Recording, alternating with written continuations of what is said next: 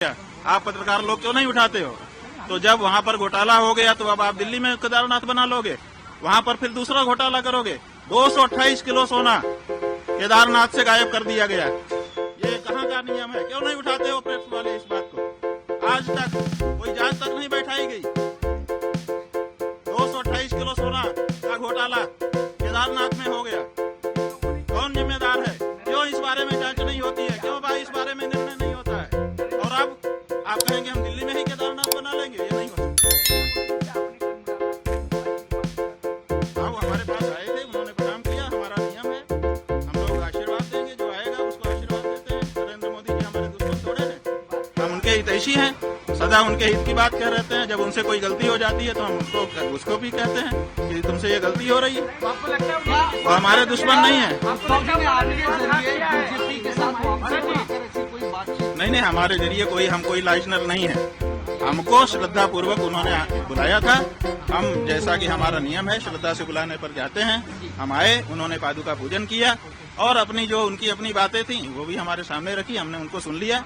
ये जो बात हम कह रहे हैं वो हम अपने मन की बात कह रहे हैं और पूरे महाराष्ट्र की जनता की बात।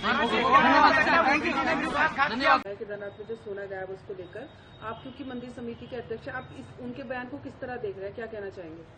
देखिए, एक संत के रूप में मैं स्वामी अभिमुक्तेश्वरानंद जी का बेहद सम्मान करता हूं, किंतु आप भी जानते हैं कि स्वामी अभिमुक्तेश्वरानंद जी की सुबह शाम लगातार प्रेस कॉन्फ्रेंस करते रहते हैं और इतनी प्रेस कॉन्फ्रेंस तो शायद राजनेता भी नहीं करते होंगे जितने स्वामी अभिमुक्तेश्वरानंद जी करते हैं। और विवादों को खड़ा करना, सनसनी फैलाना और चर्चाओं में रहना स्वामी अभिमुक्तेश्वरानंद जी की फितरत में शामिल है। उन्होंने केदारनाथ जी को लेकर के, केदारनाथ धाम में सोने के गायब होने को लेकर के जो बयान दिया है बेहद दुर्भाग्यपूर्ण है।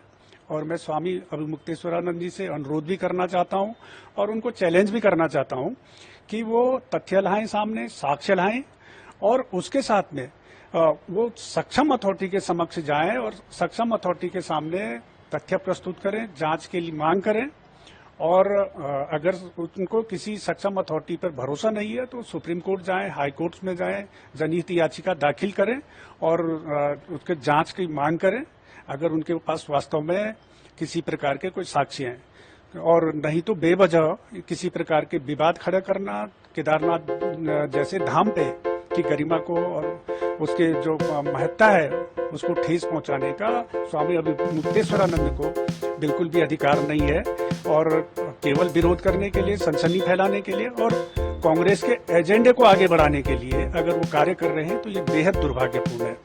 और मैं यहाँ पर यह भी स्पष्ट करना चाहूंगा कि जैसे हमने पूर्व में भी जब ये विवाद उठा था तब भी हमने स्पष्ट किया था कि केदारनाथ धाम में जो गर्भगृह को स्वर्ण मंडित कराया गया है उसमें बद्रीनाथ केदारनाथ मंदिर समिति की कोई भूमिका नहीं रही है और न ही प्रदेश सरकार का किसी प्रकार का कोई लेना देना रहा है उस मामले में। गर्भगृह को स्वर्ण मंडित कराने का जो कार्य किया गया है वो मुंबई के एक दानी दाता हैं, उनके द्वारा किया गया और उन्होंने अपने ज्वेलर्स के माध्यम से ही कार्य संपादित कराया। मंदिर समिति ने ना ही सोना खरीदा और ना ही उन्होंने मंदिर समिति को सोना दिया है। उन्होंने स्वयं के माध्यम से, स्वयं के कारीगरों के माध्यम, स्वयं के ज्वेलर्स के माध्यम से कार्य संपादित कराया। और उनके बारे में, उन दानी दाता के बारे में यह भी कहना चाहूंगा, मैं बताना चाहूंगा आपके माध्यम से कि उन्होंने देश के तमाम मंदिरों में स्वर्ण के कार्य कराए हैं। उनमें काशी विश्वनाथ से लेकर, सोमनाथ से लेकर के, मुंबई के सिद्धि विनायक से लेकर के, अयोध्या में राम मंदिर में, और इससे पूर्व उन्होंने 2005 में बद्रीनाथ में भी ये कार्य कराया था।